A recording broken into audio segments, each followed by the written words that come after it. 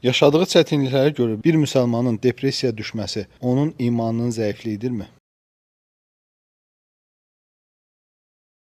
Deməli, insan, hətta mömin insan ola bilsin müəyyən bir vaxt çətinliklər həyatda yaşasın və əziyyət çəksin. Bu təbiidir. Bu imanın zəifliyinə dəlalət etmir. Yəni Allah Subhanahu va Taala vəsf edərək peyğəmbərləri, məsələn Musa əleyhissalam Qurani Kərimdə deyir ki, xaifə, yəni o qorxurdu. Və sonra başqa ayədə deyir ki, inna nakhafu an yafruta aleyna aw an yatqa. Yəni biz, mən və Harun qorxuruq ki, Firon bizə əziyyət verər, qorxuruq ki, bizə əziyyət verər, bizi öldürər və s. Allah Subhanahu va Taala buyurur ki, la taxafa innani ma'akuma asma və ara. Yəni qorxmayın, mən sizinləyəm. Yəni qorxu və həmçinin hüzün, kədərlənmək bu təbii şeylərdir. Bu təbii əməllərdir. Başqa hədisdə biz bilirik ki, Peyğəmbər sallallahu əleyhi və səlləm öz övladını İbrahim itirəndə cavan dünyadan getmişdi. Ümumiyyətlə Peyğəmbərimiz əleyhissalatu vesselam 7 övladdan 6-sını özü bastırmışdı. Bu da Allah Subhanahu taala'dan bir imtahan idi. Ki deməsinlər ki, siz bilmirsiniz övlad itirmək nədir və s. Lakin baxın, Peyğəmbər sallallahu əleyhi və səlləm neydi? Sevinirdi övlad itirildi. Yox, kədərlənirdi. Ona görə deyir ki, inna əl-əynə tədmə. Deyir ki, İbrahim onun oğlu öləndən sonra deyir ki, həqiqətən göz ağlayır, yəni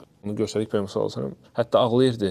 Vəl qalbu yahzan. Qəlb də yəni kədərlənir. Sonra nə deyir ki? Sonra və la naqulu illa ma yurdi Rabbana. Lakin biz yalnız o şeyi deyirik ki, Allahı razı edir. Yəni biz naşükürlük etmirik. Demirik ki, niyə görə necə indi bəziləri deyirlər ki, tez getdi, niyə getməməli idi, ölməməli idi. Hə? Yəni bu göz hamısı problemli sözlərdir. Allah Subhanahu taala etirazdır Allaha, onun qədərinə. Belə şeylər demək olmaz. Ona görə Peyğəmbər sallallahu əleyhi və səlləm göz ağlayır, qəlb kədərlənir, lakin biz yalnız Allahı nə razı edir onu deyirik. Sonra Peyğəmbər sallallahu əleyhi və səlləm deyir ki, "Alə firaqika ya İbrahim la mahzunun." Biz səni itirmişik deyənə ey İbrahim, övladına xitab edir. Biz kədərlənirik. Ona görə kədər normaldır. İnsanda kədər ola bilər, hüzn ola bilər. Çünki həyat ancaq xoşbəxtlik deyil. Bu təbiidir, hətta peyğəmbərlərdə. Lakin necə Şeyxülislam İbn Teymiyyə buyurur, deyir, qorxudur, kədərdir, hüzündür. Bunlar normal təbii şeydir. Lakin mömin onlara qarşı mübarizə aparır. Səbirlə, təvəkküllə və dua ilə. Bu üç dənə şeylə onlara qarşı mübarizə edir, onları saxlayır. Nə deməkdir saxlayır? Yəni birincisi qoymur ki,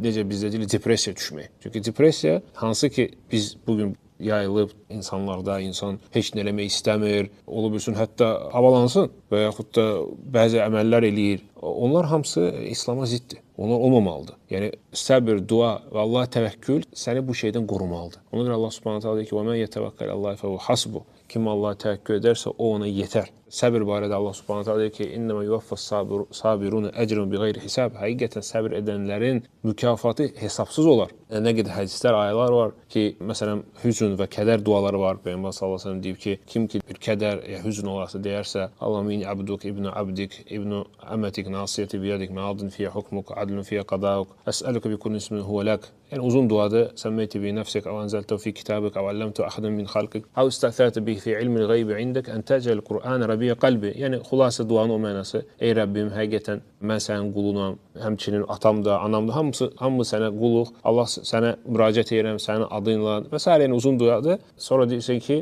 ey Rəbbim, o hansı ki kədər var və hüzn, onlar hamısı məndən yığışdır. Peyğəmbər sallallahu əleyhi və səlləm deyir ki, kim bu duanı deyərsə, Allah Subhanahu taala onu kədərdən, hüzündən qoruyar. Yəni və bu kimi dualar çoxdur və həmçinin qəlblərə iman da mühümdür. Yəni mömin adam əqidəsi düz olmalıdır. Ən düzgün problemləri çözmək üçün, çətinliklərə qarşı mübarizə etmək üçün ən gözəl üslub əqidə öyrənməkdir, əqidəni bilməkdir və bizim əqidədə qədərə iman var. Yəni Allah Subhanahu va Taala nə baş verirsə, hər şey Allah yazıb. Müsəlman bu etiqadda olmalıdır. Hətta Peyğəmbər sallallahu əleyhi və səlləm deyir ki, İbn Abbasa müraciət edir ki, bütün ümmət birləşsə, sənə bir xeyir gətirməyə, ləm yanfauka illa bi şeyin kataballahu lak. Onlar sənə yalnız Allah yazdığı xeyri gətirərlər. Və əksinə, "Ləv ictəmə alə an yadurruka bi şeyin, ləm yadurruka illa bi şeyin kataballahu aleyk." Və əksinə birləşsələr, bütün insanlar, bütün cəmaət, bütün xalqlar, millətlər sənə bir pislik eləmək istəsələr, Allah yazdığı pislikdən çox edə bilməzlər. Və bu etiqad olmalıdır səndə ki, hamısı Allahın izni ilə baş verir. Və ikincisi, Allah Subhanahu sənə xeyir istəyir. Allah Subhanahu sənə şər istəmir. Sənə hətta çətinlik gəlirsə, bu çətinlikdə sən səbr edirsən, sənin üçün xeyir var. Ona görə Peyğəmbər sallallahu əleyhi və səlləm o birisi hədisdə buyurur ki, əgər bir şey alınmırsa, demək ki, "Ləv anni fa'altu kəzə ləkənə kəzə kəzə." Mən onu eləməsəydim və ya eləsəydim belə olmazdı. Fə innə ləv təftəx əməl şeytan. Çünki o söz ki, belə olmasaydı